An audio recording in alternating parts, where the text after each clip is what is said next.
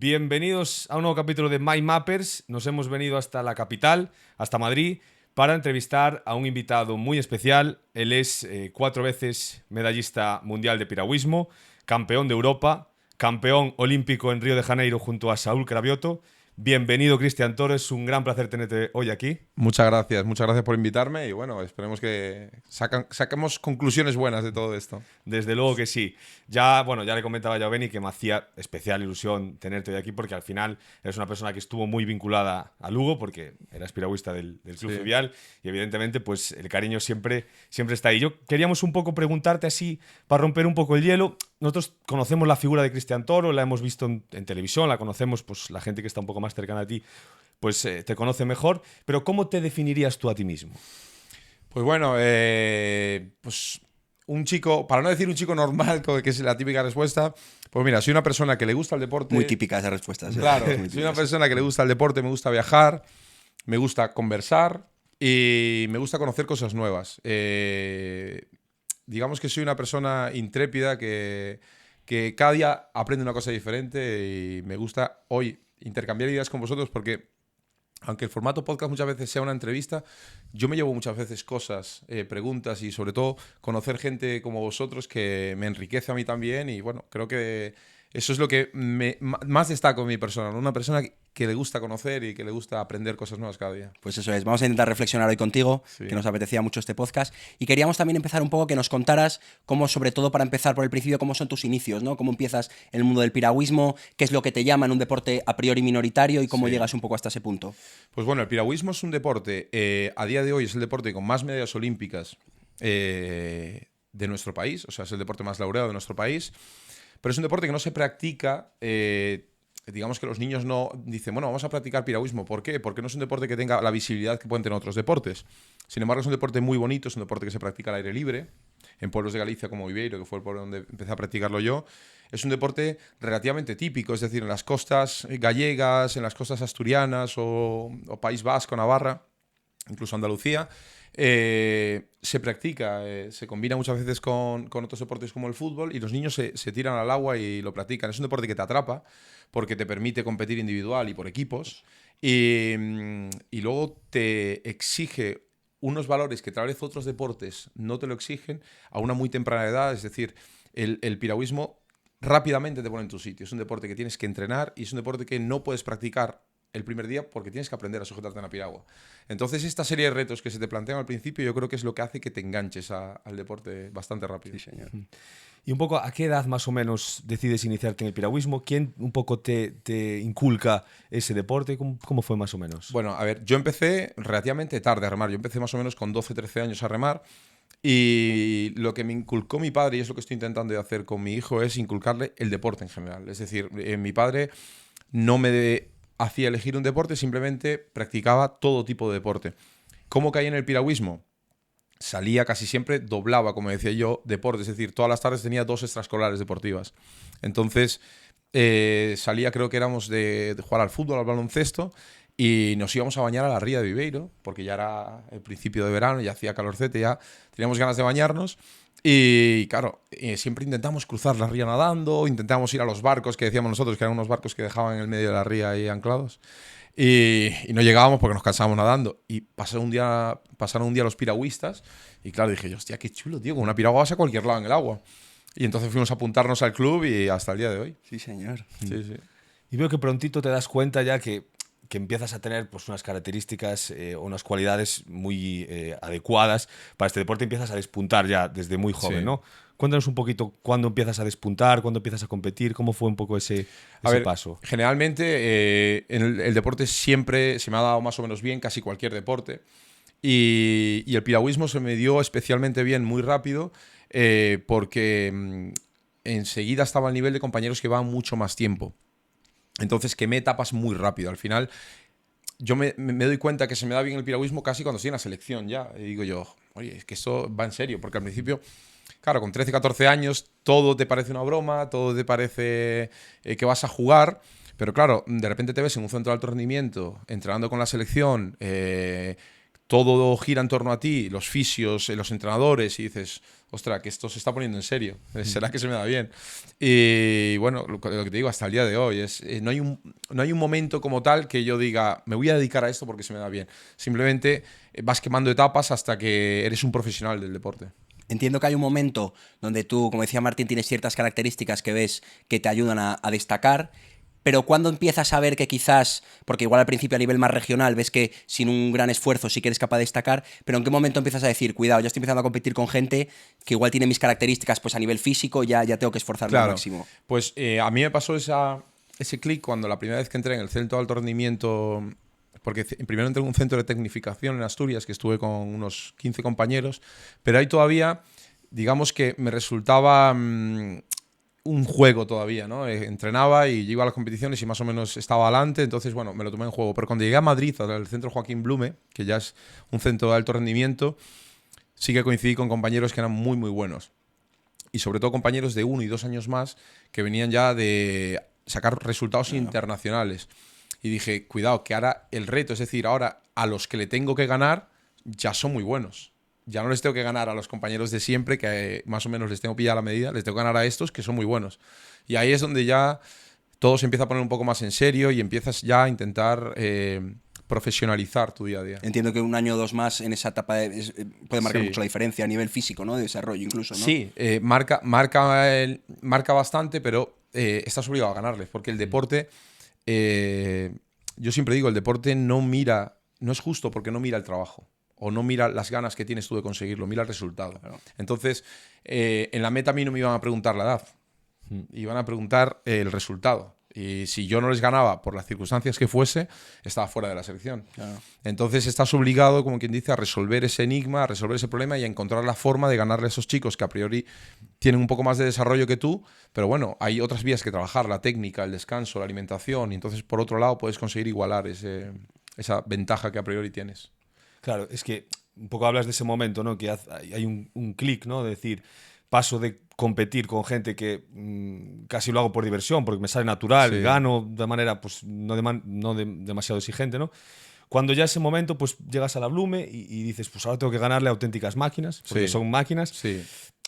¿Puede pasarte factura? Es decir, ¿puedes notar cierta presión o cierta exigencia que te haga perder un poco la capacidad de disfrute del deporte? ¿O lo vives con otro...? Sí, o sea, ya sobre todo, te diría yo, destacaría que a una temprana edad, ponle 16 años, ya la presión viene más porque ya los entrenamientos no son como antes, que es, bueno, voy por la tarde y entreno 2 horas, ¿no? Ya los entrenamientos son todo el día, todos los días, y tienes que compaginarlo con los estudios porque todavía estás en edad escolar y si no apruebas también te echan de la selección. Entonces tienes que rendir en el agua, tienes que rendir en clase. Y ahí es donde se empieza a mascar la tensión porque no tienes la suficiente madurez como para sentarte y saber cómo utilizar tu tiempo de forma más eficiente. Entonces vas un poco como un elefante en una cacharrería dando tumbos y bueno... pues mañana tengo un examen, pero estoy cansado. ¿Qué me compensa? ¿Descansar para mañana para entrenar o estudiar para el examen? Y a una cierta edad tienes una presión tal vez añadida con respecto a un niño de esa edad. Hombre, sobre todo a nivel un poco incluso de compaginar a nivel académico, ¿no? Claro, eso es, sí. Sí, porque las competiciones, por ejemplo, sí que es verdad que la competición para muchos deportistas es el momento más duro. Pero, sin embargo, para los deportistas, digamos, que están preparados para competir, es el mejor momento, porque al final es el momento que tienes para poder ganar, que es lo que nos gusta a los deportistas. A mí me encanta ganar. Entonces, el único momento en el que realmente puedo ganar es en la competición. Sin embargo, los entrenamientos, a 6 meses de una competición, en invierno, con frío, cuesta encontrar esa motivación para entrenar. ¿Tú dirías que ocurre mucho que gente que quizás es mejor que tú en el entrenamiento, luego en las competiciones jamás... Pasa mucho. Pasa en mucho el deporte, eso. Pasa mucho, mucho. Y creo que es una gran vía que podemos mejorar porque ya se está implementando mucho más la psicología deportiva, pero se puede todavía mejorar más y dar un enfoque distinto. Porque los niños... yo he visto muchos niños muy buenos que son incapaces de demostrarlo en una competición por la gestión que hacen de las emociones. Pero la competición al final es un test de quién eres. Y constantemente vemos ese test sobre nosotros mismos. Un día es una competición, otro día es un examen, otro día es cómo afrontar una situación difícil, has perdido el trabajo y es una situación difícil. Entonces, esa gestión de las emociones no nos la enseñan. Entonces, lo podemos extrapolar al deporte y decir, bueno, vamos a enseñarle a los niños cómo demostrar su valía en eso que son buenos. Y no es tan fácil porque no hay tantos profesionales y no estamos tan avanzados en eso. Y yo trabajaría mucho con los niños todo el tema de, oye, vamos a una competición y tu papel aquí no es ganar o perder, es demostrar lo que has trabajado. Antes hacías, cuando estábamos en el café contigo, que me gustaría ver si la podías compartir esa reflexión, que decías que también era un poco la capacidad que tú tenías como de olvidarte lo que no podías controlar. O sea, Sí. ¿cómo es un poco eso? Eso es yo cuando a veces doy charlas para los chicos o charlas en una universidad, hablamos del tema de la competición y de centrarnos en lo que nosotros controlamos. Yo creo que esto la gente seguramente le suene, lo habrá escuchado alguna vez, pero ¿cómo se lleva a cabo? Yo lo llevo a cabo en la competición y yo empiezo a preparar la competición física y mentalmente en el entrenamiento. ¿Esto qué quiere decir? Cada entrenamiento intento que se asemeje a la competición, pero no en lo físico. O sea, porque igual mi competición son 200 metros y mi entrenamiento hoy es nadar. Pero lo voy a intentar que se asemeje a la competición en cómo. Va a llegar un momento que nadando me agobie, me estrese, esté cansado. Toda esta negociación interna es lo que yo tengo que aprender de cara a la competición. Entonces, centrarme en lo que yo controlo es, bueno, con las circunstancias que tengo, ¿qué voy a hacer yo ante el reto? Tengo que hacer 3.000 metros nadando. Bueno, y estoy cansado o estoy mal, ok. ¿Cuál es mi objetivo hoy? Mi objetivo es hoy nadar a tal velocidad, centrarme en el pataleo, centrarme en la brazada o lo que sea. Entonces, no pienso en el resultado, no pienso en el tiempo que me va a llevar cubrir los 3 kilómetros, pienso en objetivos que tengo y esto lo utilizo en la competición. Entonces yo cuando voy a una competición no pienso, quiero quedar primero, quiero quedar segundo, evidentemente quiero ganar, pero sobre todo preparo la competición por un tiempo. Yo siempre cuando competía decía, bueno, voy a intentar parar el crono en 1:30, por ejemplo. Y mi objetivo era parar el crono en 1:30. ¿Qué tengo que hacer para parar el crono en 1:30? Utilizar esta técnica, comer esto, estirar de esta manera, prepararme físicamente así. Y el día de la competición iba por el 1:30 y me olvidaba del resultado, porque el resultado no lo controlo. Si yo paro el crono en 1:30 y alguien lo para en 1:29, quedo segundo. Y yo he hecho bien mi trabajo. Claro. Entonces, bueno, yo creo que todo esto lo que hace es reducir el estrés y reducir muchísimo los nervios antes de una competición. Claro, es que antes hablabas, Cristian, que me gustó mucho ese detalle, que tú con 23 años te plantas en una final olímpica con todo, o sea, todo era posible, ¿no? Y hablas de que, evidentemente, cada factor, cada pequeña cosa, ¿no?, que puede cambiarlo absolutamente todo. Es decir, pues una milésima, justo que estás nervioso en cierto momento, pues puede hacer que pierdas la competición. Claro, un poco, ¿cómo consigues manejar esas situaciones previas a una competición? Porque, claro, entiendo que a lo mejor para visualizar en el día a día cada entrenamiento es más sencillo, pero cuando te plantas en una final olímpica, en una competición tan importante, ¿cómo puedes controlar todos esos factores? Bueno, yo la final olímpica la preparé física y mentalmente muchísimo. Es decir, yo corrí la final olímpica antes de llegar a la final olímpica 500 veces. Entonces, el día yo lo tenía completamente planificado por minutos, qué iba a desayunar, cuándo me iba a despertar, qué iba a hacer, cuándo iba a estirar, qué iba a comer, cómo me iba a poner la ropa. Hasta en la mochila tenía ordenada la ropa de cómo la iba a sacar, cómo me la iba a poner. Pero todo. el orden incluso en el que Todo, te tenías todo. Todo, los calcetines, las zapatillas, el neceser. Yo me vestía, iba al neceser, iba a tener el cepillo de color azul, con la pasta esta recién comprada solo para los juegos, me iba a lavar los dientes. Entonces, todo eso yo lo visualicé. Y el día de los juegos lo ejecuté. Exactamente igual como lo llevas haciendo. Exactamente igual. Entonces, todo se me hacía conocido. Yo no iba, como quien dice, o sea, yo en mi cabeza no iba a disputar una final olímpica, iba a hacer una serie más. ¿Entiendes? Entonces yo me preparé para esto. Y te puedo decir que se reducen los nervios una barbaridad. O sea, yo estaba recuerdo estar yendo a la pista y decir, está saliendo todo como lo planeé. O sea, va todo perfecto. Y el diálogo interno mío era excepcional. O sea, precalentamos y a media hora de salir dije yo, o sea, estoy perfecto. Todo está saliendo perfecto. Hasta ahí, sol, o sea, es perfecto, tal cual lo clavé.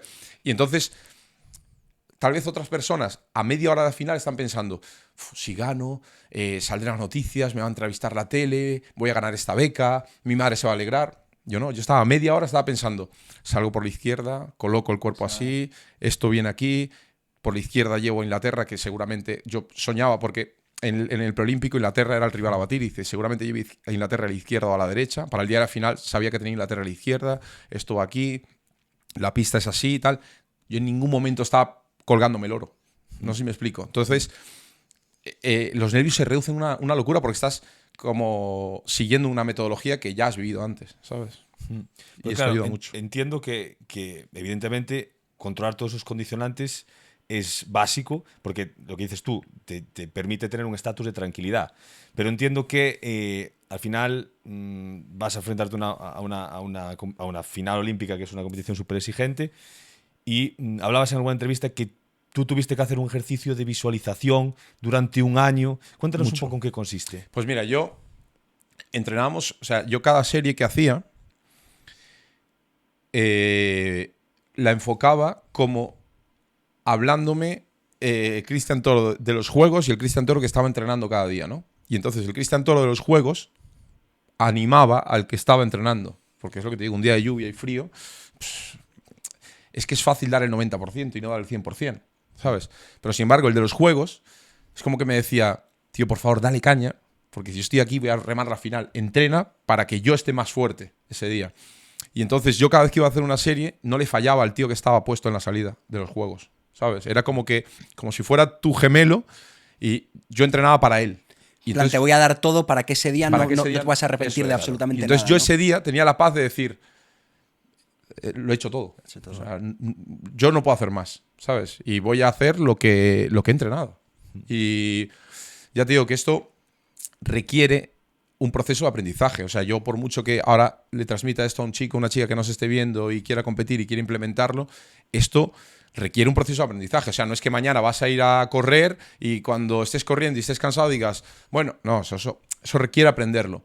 Pero una vez que ves que funciona, ya lo aplicas a todo en tu vida, ¿sabes? Yo cualquier cosa que preparo, lo preparo con la misma mentalidad. Hay una reflexión que yo quería hacer contigo un poco relacionado con esto, que es de un tenista bastante conocido, que a él le preguntaban en alguna entrevista, le decían, porque él tiene una manera un poco, a veces parece pasota, tiene unas condiciones técnicas brutales, pero a veces tiene unas conductas que a veces entrena poco, y le decían, joder, la gente dice que si tú entrenaras más serías del top 10 del mundo. Y otro periodista le dijo en ese momento, le dio un poco la vuelta a la pregunta y le dijo, quizás no entrenas todo lo que puedes porque tienes miedo de que aún entrenando todo lo que puedes realmente no vas a ser ese top 10. Porque a veces parece que hay gente que se habla de ella como que tiene mucho talento, pero que no llega porque no ha entrenado lo suficiente, ¿no? Quizá también hay un cierto miedo a darlo todo y aún así dándolo todo, sí. no, como que ahí sí que notas que lo he dado todo y no he podido llegar. Sí. No sé si me explico un poco. Sí, y yo creo que es una reflexión acertada. Es decir, cuando siempre has ganado y llegas ya a un nivel en el que todos son tan buenos como tú,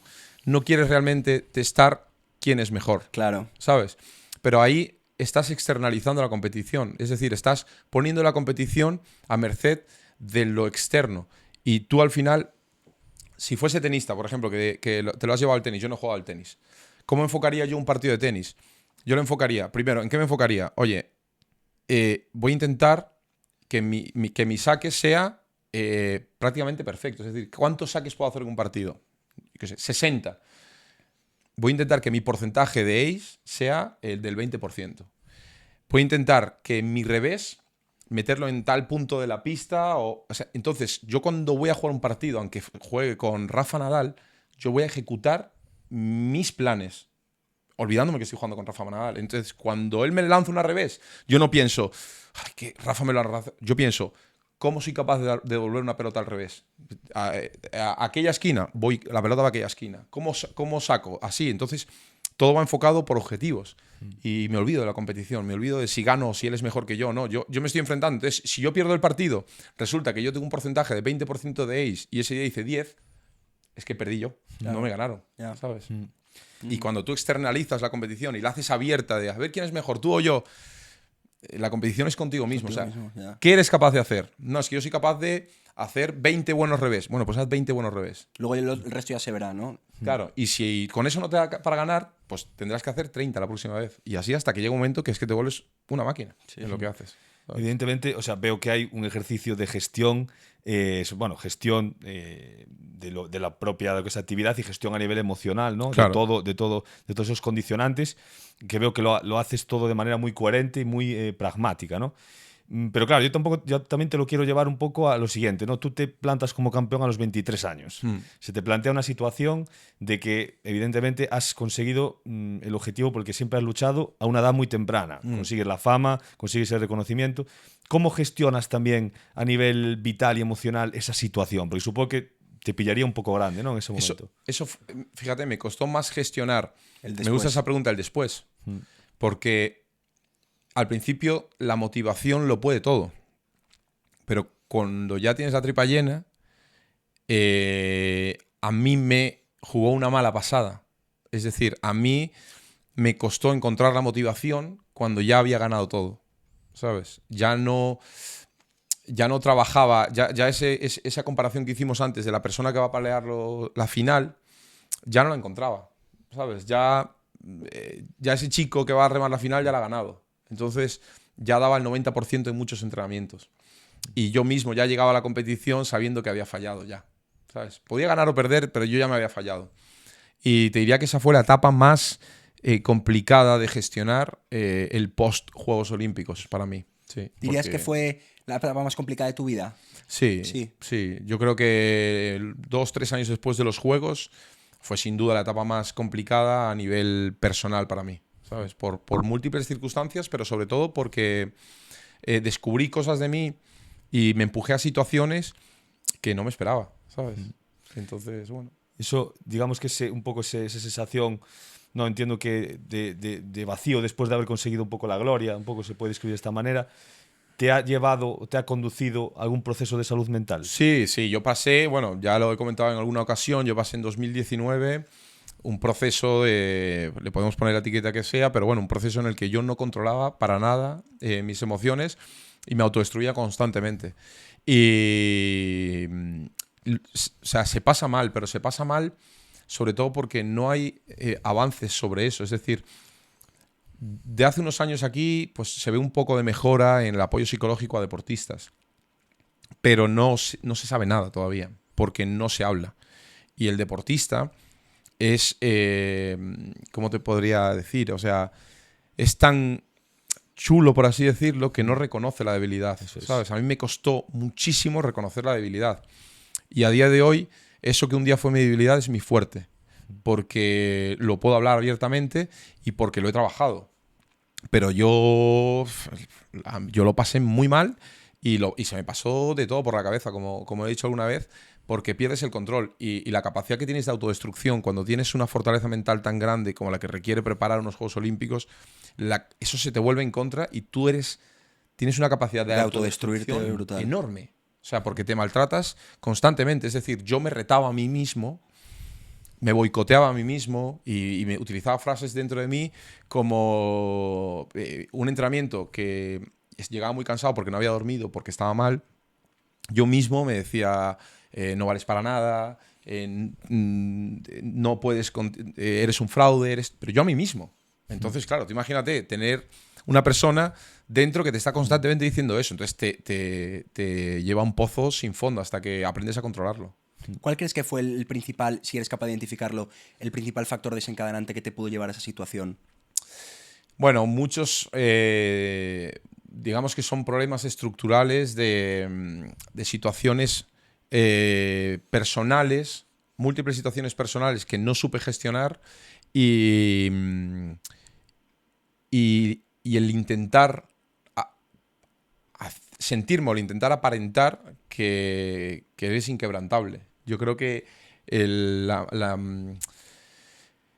mayor error que cometí es no aceptar que estaba mal, ¿sabes? Porque si yo hubiese aceptado que estaba mal y lo hubiese comunicado, me hubiese apoyado a mis compañeros o en la gente de alrededor, pues tal vez hubiera encontrado la solución relativamente rápido. Pero claro, yo me empujé tan abajo que deshacer ese nudo me llevó mucho tiempo a mí y a la gente que estaba a mi alrededor. Claro. Y eso, Cristian, se pudo sumar porque a veces hacías esta apreciación, ¿no? De que esa autoexigencia, ese boicot que te haces a ti mismo, se sumó quizás a que quisiste asumir responsabilidades que a lo mejor no eran completamente tuyas a una edad muy joven, quizás, ¿no? Sí, claro. O sea, el hecho de de quemar etapas tan rápido, también te lleva a una introspección a cierta edad que, claro, o sea, tus estructuras están completamente distorsionadas con respecto a las de otra persona. Claro.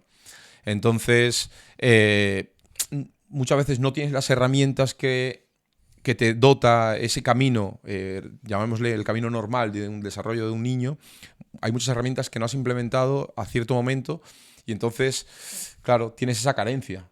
Y bueno, pues los deportistas diría yo que necesitan más formación en el ámbito emocional de lo que la gente se imagina. Solo nos centramos en lo físico y muchas veces es un error. ¿Has llegado alguna vez a pensar en dejar el piragüismo en esa época? Sí. Yo de hecho en 2019, cuando me fui de la selección, me fui para no volver a remar más. Y fue meses después con el psicólogo que me recomendó volver a remar, no para competir, sino por hacer deporte, pues por la química que produce hacer deporte. Me dice, date un paseo en la piragua. Y lo sorprendente fue que, claro, yo venía de haber pasado un año que no iba bien en la piragua, no deslizaba, no hacía buenos tiempos. Y simplemente haber desanudado eso, me tiré 6 meses sin subir a la piragua y me subí a la piragua y a los 2 meses o un mes y medio volaba. Y todo era por el aspecto psicológico. Entonces me entraron las ganas otra vez de competir. ¿Qué crees que es lo que más puede lastrar a un deportista de élite en su carrera? Es decir, entiendo que, como se dice, obviamente cuando eres joven, pues si tú obviamente no tienes una cierta rutina, sales de fiesta, bebes y tal, pues pero cuando ya eres un deportista de élite como tal, ¿qué crees que es lo que hace que un deportista quizá tenga una carrera más longeva y otro sea más espontáneo, ¿no? Que tenga un momento brutal, pero que luego sea mucho más fugaz. A ver, el entorno del deportista es el 70%. O sea, un deportista bien rodeado es mucho más probable que tenga una carrera duradera. ¿Y por qué te digo esto? Porque el deportista necesita que la gente de alrededor le haga muchas cosas, porque él solo puede entrenar, ¿sabes? Y esto es algo que a la gente le cuesta entender, pero claro, tú cuando estás preparando una competición muy importante, no tienes tiempo para otras cosas. Ni tiempo, ni ganas, ni predisposición. Entonces, un buen entorno es el 70%. Y luego, lo físico responde a lo mental. Entonces, si tú no estás bien físicamente, da igual lo que entrenes. O sea, si no estás bien psicológicamente, da igual lo que entrenes. O sea, que yo pondría el orden del entorno, lo mental y luego, por último, lo físico. Lo físico se entrena. Sí, es que o sea, ese detalle me parece importantísimo, ¿no? El círculo del entorno del deportista, porque se ve sobre todo pues, en deportes, ¿no? Donde quizás, pues, hablando un poco, poniendo la otra cara de la moneda que decía ahora Beni, pues sobre todo pues hay muy típico en futbolistas, ¿no? Que empiezan a rodearse de gente pues a lo mejor que no es la más adecuada, empiezan un poco a salir, a desfasar, a beber alcohol o incluso en casos más puntuales pues incluso a consumir drogas, y un poco es el principio del fin, ¿no? ¿Tú crees cuáles dirías a nivel externo que son los principales factores que pueden distorsionar la carrera de un deportista? El principal es el éxito. Es no saber gestionar el éxito. Es decir, que tú ganes un día una final olímpica no implica que tú eres infinitamente mejor que los demás. ¿Me entiendes? Yo, por ejemplo, yo gané la final olímpica un día que era más rápido que los demás, pero igual me testas otro día y no era tan rápido. Entonces, que tú seas muy bueno haciendo algo no quiere decir que seas excepcional o que sepas hacer todo bien o que es un ser humano más. Entonces, un entorno que te repita este mensaje, imagínate que tú eres Messi. Yo si fuese tu padre te diría, oye, eres muy bueno jugando al fútbol, pero tarde o temprano aparecerá otro tan bueno como tú, o mañana te puedes lesionar. ¿Qué otra cosa sabes hacer? ¿Qué más puedes aportar, aparte de regates? Entonces, es importante que el entorno le ayude a gestionar el éxito, porque el deportista, tú cuando ganas una final olímpica dices, hostia, me voy a cortar a ver si tengo la sangre de otro color, porque soy especial. No eres especial, ¿sabes? O sea, has entrenado para eso y has ganado, pero no eres especial. Entonces, muchos deportistas pierden el norte por esta circunstancia, por el éxito. El éxito yo creo que nos nubla, pero a todos, no solo en el deporte. Yo creo que en el mundo empresarial también vemos gente muchas veces arrogante porque han tomado una buena decisión, pero mañana puedes tomar una mala y te quedas solo. Y barcos más grandes han caído. Tal cual. Sí. Completamente. Es que justo es la nube esa, ¿no? En que entres, porque un poco lo hablábamos en la cafetería. Quizás yo, cuando era pequeño, pues competía en atletismo, competía en fútbol y yo me imaginaba, yo ya decía no que era muy soñador y me imaginaba pues lo que sería ganar un oro olímpico, ¿no? Una Champions League. Y dices tú, pues, me siento el rey del mundo, ¿no? Es decir, te pones en una nube que realmente pues o tienes una madurez especial o tu entorno está muy insistente con traerte un poco, bajarte un poco los pies al suelo o literalmente la cabeza te puede explotar. No, literal. Es decir, yo, por ejemplo, que después de haberlo pasado tan mal, una cosa que valoro mucho es la familia. Vale. Yo cambiaba 10 oros olímpicos por una buena familia, ¿sabes? Y hay gente que tiene una muy buena familia y no lo valora. Entonces, los resultados son buenos, pero no nos pueden nublar la vista. Es decir, vivimos en sociedad. Todos aportamos algo. Pues yo en mi caso pues aporté una medalla más para España. Aprendizaje en un deporte, desarrollo en la medicina deportiva. Hemos colaborado con médicos también en medicina deportiva. Entonces, bueno, he puesto mi granito de arena. Pero a mí me hacen falta enfermeros, médicos, ingenieros, electricistas. O sea, me hacen falta todos ellos. Entonces, creo que es importante que entendamos que todos formamos parte de una sociedad. Y dejemos de buscar héroes en cada esquina y que los niños tengan buenos ejemplos en diferentes personas, ¿no? O sea, no solo el deportista, no solo el cantante, no solo, es decir, hacen falta muchos profesionales para que esto funcione. Sí, porque sí, es verdad que si la sociedad desde el principio te imprime que al final el héroe es el futbolista, el héroe del tal, tú si eres un buen, no sé, como un buen electricista, parece que no puedes ser tampoco un héroe, ¿no? Y al final yo creo que la clave está en ser muy bueno en lo que hagas, ¿no? Y conseguir de alguna manera la realización de tu trabajo al máximo nivel posible. Sí, ¿no? Y el héroe, es lo que te digo, yo por ejemplo, donde sí que me siento un héroe es ahora que estoy criando a mi hijo, ¿sabes? ¿Y por qué? Porque es tan complicado y luego no puedes fallar. O sea, yo puedo fallar en una competición y dentro de un año tengo otra, pero yo no puedo fallar en la crianza de mi hijo, ¿sabes? Porque le marco la vida para mal, para el resto de su vida. Entonces, ahí, esa persona que tú dices, bueno, pues yo soy el mejor cantante y él es electricista. Y digo, ya, pero es que él igual está criando al futuro premio Nobel de Medicina, ¿sabes? Porque es un buen padre. Entonces, el trabajo yo creo que está en la sombra. El trabajo real está en la sombra y el resultado es lo que vemos. Pero la raíz de un árbol es mucho más profunda que la altura del árbol. Entonces, es bueno crear esas raíces en esta sociedad y que la gente tenga ejemplos de personas que aportan realmente a esta sociedad. En la vida cotidiana, sí. En la vida cotidiana. Es fundamental. Es que yo creo que ahora que hablas un poco de esto, es un punto de inflexión importantísimo, ¿no?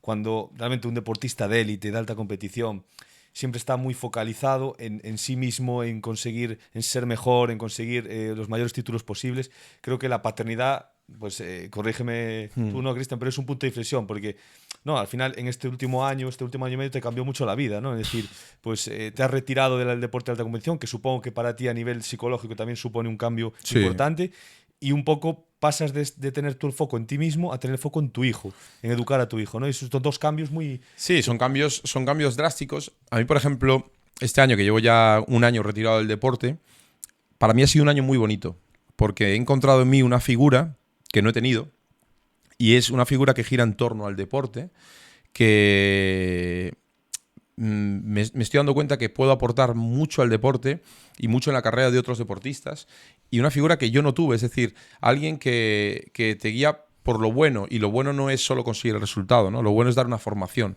Entonces, ¿qué es lo más importante que puede dar, por ejemplo, un entrenador a un deportista? Es la formación como persona, y a partir de ahí consigue los resultados.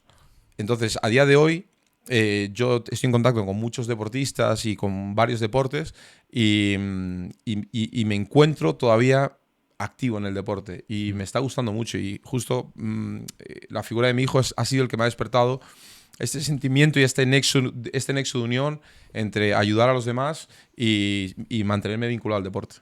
Si yo te hiciera la pregunta, que igual es difícil, si tuvieras que cambiar el oro olímpico, ¿por qué lo cambiarías? ¿Serías capaz de responder esa pregunta? ¿Por qué otra cosa la cambiaría? Sí. Yo lo tengo clarísimo.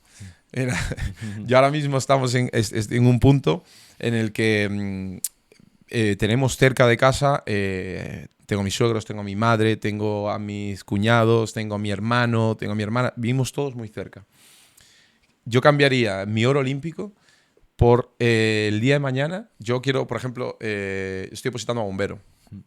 Por o trabajar con mi hijo o verlo una o dos veces a la semana para jugar al MUS, para ver un partido de fútbol, para ver el Seis Naciones. O sea, mantener unida a la familia. Yo cambiaría el oro olímpico porque mi familia se mantenga unida para siempre, ¿no? Para siempre, sí.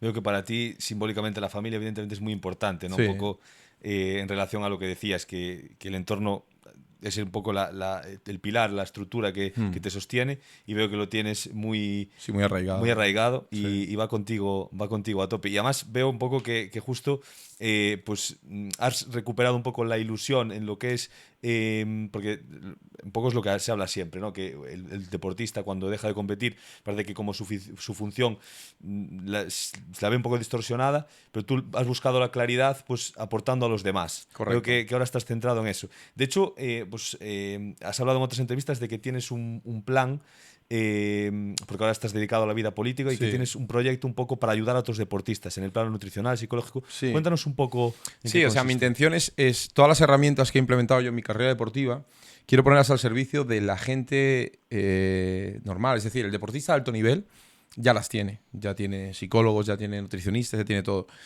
Mi función es esta profesionalización que tiene el deportista olímpico, llevarla a toda la gente, porque estamos ahora mismo como en una corriente en la que todo el mundo quiere practicar deporte, surgen 40.000 corrientes de dietas, de nutrición, de planes de entrenamiento, y creo que nos estamos complicando la vida demasiado. Y mi intención es simplificar todo esto y poner como base fundamental la psicología deportiva. Esa es la piedra angular de que la nutrición funcione, de que el entrenamiento funcione, de que todo en tu vida funcione.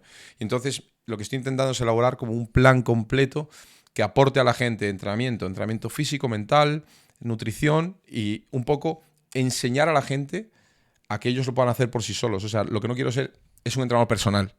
Quiero, oye, te voy a enseñar lo que yo he aprendido y a partir de ahí funcionas tú solo, ¿sabes? Y creo que es mi deber para con la gente, ¿sabes? ¿Qué consejo, siguiendo un poco esta línea, qué consejo te darías a ti mismo con 18 años? Ahora con la experiencia que tienes, si tuvieras 18 años, ¿qué te dirías a ti mismo? Pues que escuchase un poco más a la gente, a los entrenadores, a los profesores, a la gente que está a mi alrededor y a la gente que ya ha recorrido ese camino y que tome los buenos ejemplos, porque muchos de los problemas que nos pasan ya le han pasado a otra persona. Sí, por supuesto. Y recaemos. Entonces, yo creo que es importante a los chicos que de 17, 18 años escuchen a la gente. O sea, escucha, porque yo no te lo estoy contando aquí porque mi vida haya sido especial y la tuya no. O sea, te lo estoy contando porque son problemas que tú también vas a tener, ¿sabes? Y entonces, mi intención es ahorrártelos o por lo menos darte herramientas para cuando los tengas sepas solucionarlos. Nosotros que somos psiquiatras, creo que en la vida del deportista en ese sentido está muy bien, porque nosotros al final vemos el ser humano es un animal social y tú en la vida puedes criarte o con adicciones o con hábitos, ¿no? Y lo bueno del deportista es que al final es un buen hábito, ¿no? Que Sí, te acabas, ¿no? sí. Porque una de las dos vas a hacer, porque el ser humano tiene sus rutinas, costumbres, entonces Sí. o tú eliges cuál es el camino, ¿no? O más a veces adicciones, ciertas cosas tal, o el tema de los hábitos. Me llama la atención eso que dices.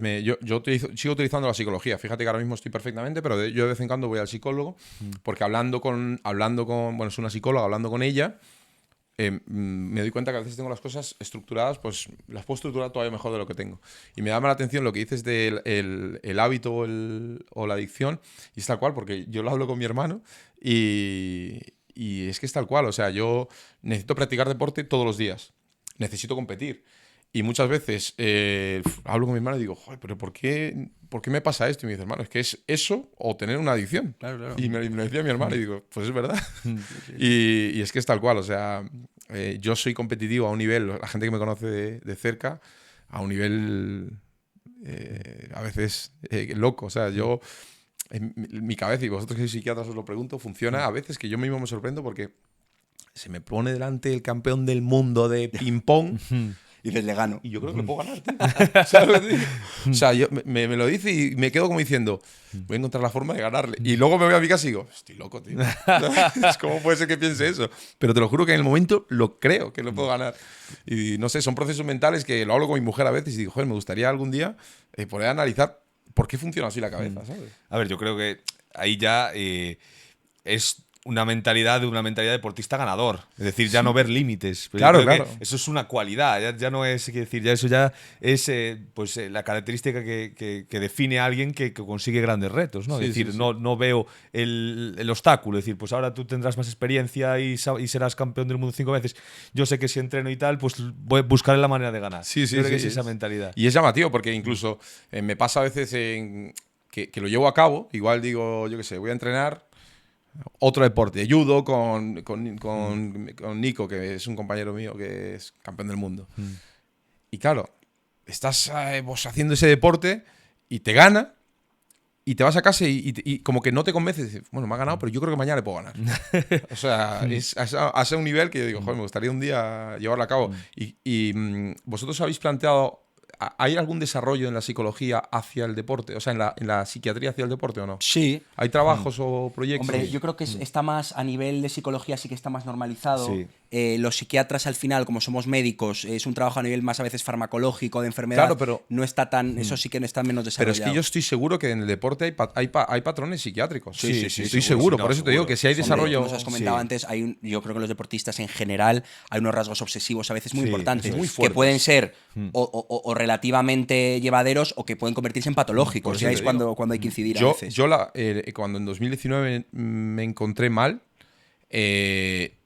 o sea, yo era carne de cañón de un chico que quisiese investigar la psiquiatría en el deporte porque estoy convencido que tenemos rasgos Sí, sí, sí. característicos de que tú dices, oye, mira, es que esto se repite. Tú Sí. coges 40 campeones olímpicos de deportes diferentes y hay rasgos Convencido. que Sí, se sin repiten. duda. Entonces, Sin por eso duda. os pregunto, porque me parece súper interesante. Digo, igual por ahí desarrollas una línea de estudio y tú puedes detectar en un niño de 12 años y un patrón de decir, oye, este niño que a priori tiene una mala conducta en no sé dónde, a través del deporte lo va a poder canalizar.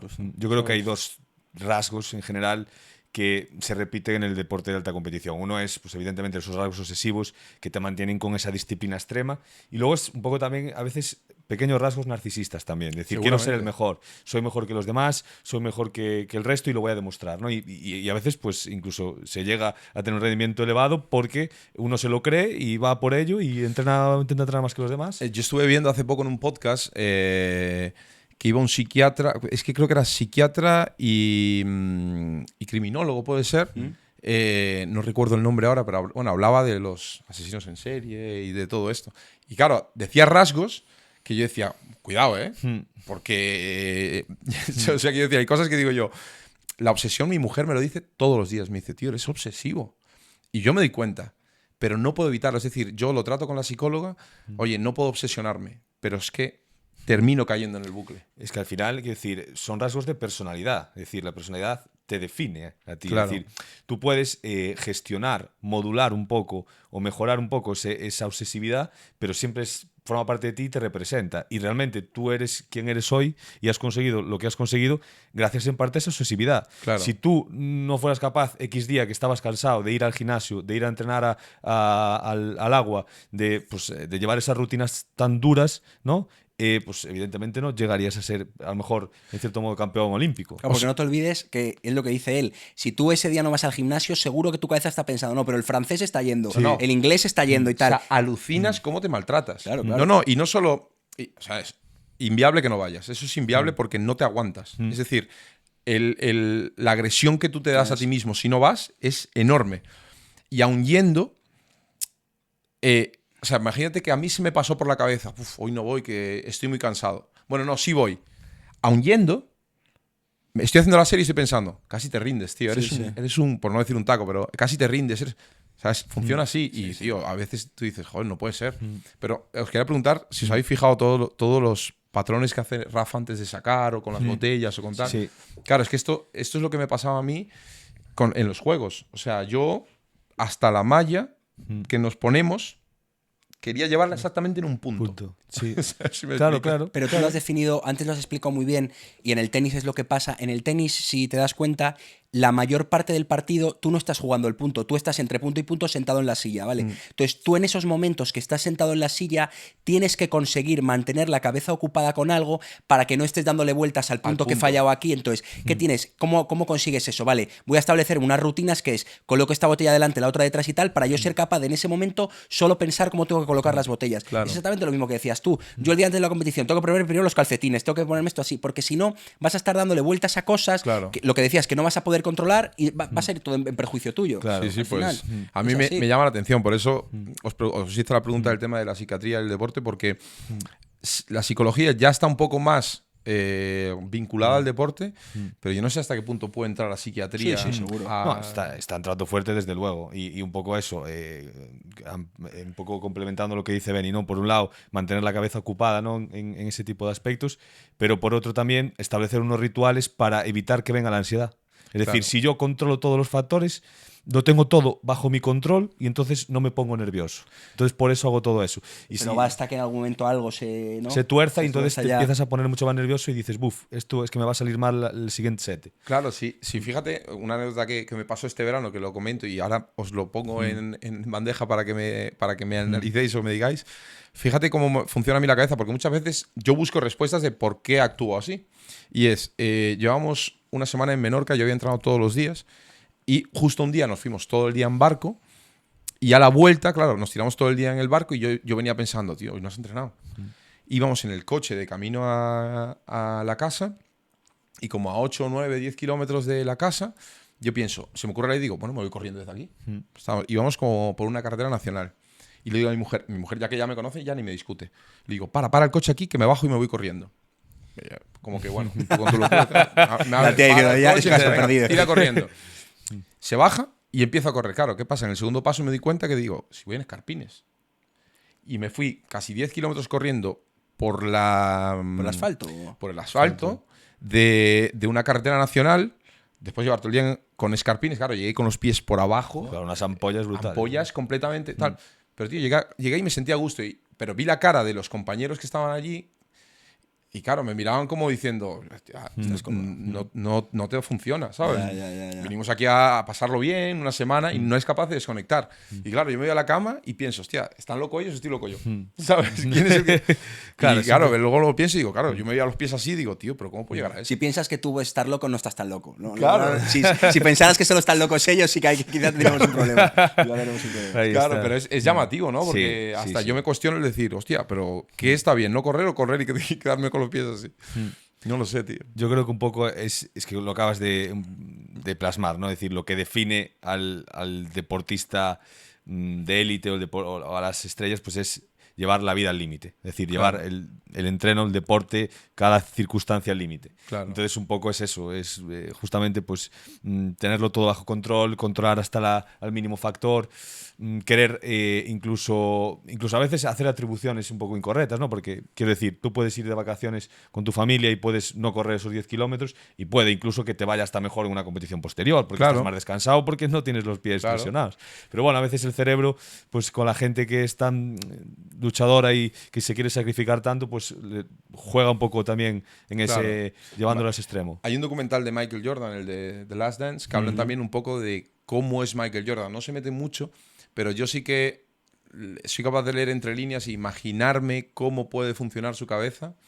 Y creo que tiene que ser una persona bastante peculiar en el sentido competitivo. O sea, estoy seguro que le preguntaban a Scottie Pippen también, oye, ¿te has ido a cenar con él? Y dice, no, nunca he cenado con él. Y, ¿sabes? Y yo pienso y digo, joder, seguro que tiene lo que hablábamos, Claro. un perfil psiquiátrico Seguro. clarísimo. Seguro. O sea, un Michael Jordan que es una estrella a nivel mundial y cuidado los procesos mentales que tiene que pasar ese tío.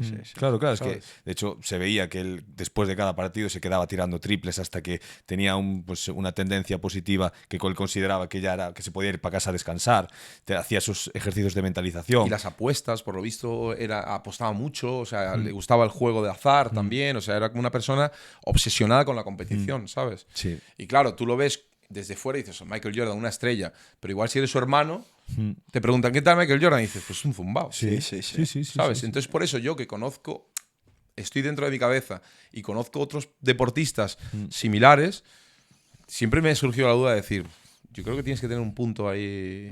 Sí, porque fíjate que para mí un ejemplo ahora de deportista, Cristiano Ronaldo, por ejemplo, que tiene ejemplo. 40 años, que lo ha ganado absolutamente todo. Si te fijas, sus comportamientos de lo que sigue, ya no, seguramente no, aunque él lo diga que es por los títulos, que quiere ganar más, en el fondo es que su propia forma de ser y su personalidad hacen que no sea capaz porque su propia obsesividad y su propia tal le ha enseñado que ese tipo de vida es la que le realiza. Eso Entonces, es. por lo tanto, es incapaz de parar. Claro, porque eso es. te puede vender que quiere meter más goles y qué tal, pero da igual, nunca le va a llegar en ese Eso sentido, es, ¿no?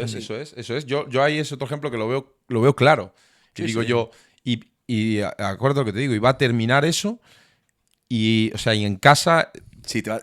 te va a reventar. O Sí, sea, sí, tiene que ser increíble. Insoportable, pues, ¿sabes? sí. Y claro, es un tío que lo utilizas de ejemplo para muchas cosas, Sí, sí, pero tiene Ahí está, ¿no? sus taritas también. Evidentemente, ¿no? Y claro, al final, y también un poco el otro lado, es decir, deportistas que durante mucho tiempo han controlado todos los factores y lo han tenido todo en mente y lo han ganado todo, en el momento que se retiran, a lo mejor, pues evidentemente al no estar tanto a un nivel tan exigente, pues yo qué sé, pues ganan peso, no se ven estéticamente tan bien como antes o tan en forma y caen en depresiones profundas, porque Claro. ya como que pierden esa capacidad de control. Es decir, Claro. eso también te puede abocar a que tú sigas siendo una persona ultra competitiva y que intentes controlarlo todo hasta el final de tus días, pero también te puede desembocar en una depresión o una tristeza muy grande porque perdiste el control de todo eso que te ha llevado a Claro, ser sí, tan sí, grande. sí. No, Es está claro. como está las, claro. las dos visiones. Y otra cosa, por ejemplo, que todo esto me lo dice mi mujer, claro, que es la persona que más horas pasa al día conmigo, y no me lo dice como crítica, sino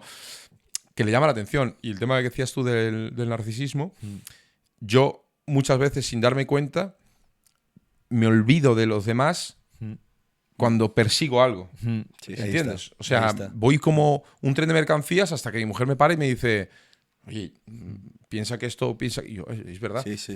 O sea, te hablo de... igual que te conté lo de Menorca corriendo, de que nos sale el avión a no sé qué hora y yo me salgo a correr a las 6 de la mañana y igual no llego a ayudarla con algo y me dice, joder, te fuiste a correr y no me ayudaste. Sí. Y yo me quedo como diciendo, Tienes ¿verdad? razón, tienes Pensé razón. en mí solo, Sí, ¿sabes? sí. Y no sé, a mí me gustaría algún día abrir ese melón porque no me importa abrirlo y porque no me importa pues abrir cómo funciona mi cabeza por si alguien le puede ayudar. Sí. Desde luego, sí. Sí. Pues nada, Cristian, la verdad es que la conversación ha sido Brutal. maravillosa. Te agradecemos un montón que te hayas Muchas unido a gracias. nuestra iniciativa, que nuestro objetivo pues eso, es visibilizar un poquito que la cabeza es muy, muy importante y que todo lo demás sin la cabeza a veces no es nada. Y darte las gracias, sobre todo, No, a porque vosotros. para nosotros es muy importante porque creemos que al final el deportista se habla un poco siempre de la parte buena, pero el que la gente vea también que el propio deportista que ha llegado lejos tiene sus sufrimientos y su también manera es muy importante, ¿no? Porque la Brutal, gente sufre brutal. al final, la gente lo pasa mal, Brutal. y entonces es importante todo eso. Entonces te lo Brutal. agradecemos un montón. Y todos los días, ¿eh? O sea, todos los días, esto que hablamos, el deportista se empuja y sufre y es muy importante que haya gente como vosotros que esté para la sociedad, para nosotros, y yo no hubiera conseguido ganar un oro olímpico si no es por gente como vosotros que trabaja a nuestro alrededor. O sea que somos fundamentales los unos para los otros, y yo creo que ese es el mensaje que la gente tiene que captar. Desde luego. Hacer que incluso que ese deporte tan individual como el piragüismo se vuelva algo colectivo, ¿no? Es que es colectivo, Algo, desde luego, todo es colectivo. Porque hay gente Claro detrás, que sí. Sí. Ahí está. Pues nada, pues mil gracias, Cristian. Muchas gracias. Agradecer, pues eso, a Omar, que Omar, siempre que está por allí. detrás de cámara. Agradecer a señor. City Agency pues el apoyo que nos da. Y pues nos vemos en el siguiente capítulo de My Mappers. Gracias. Hasta luego.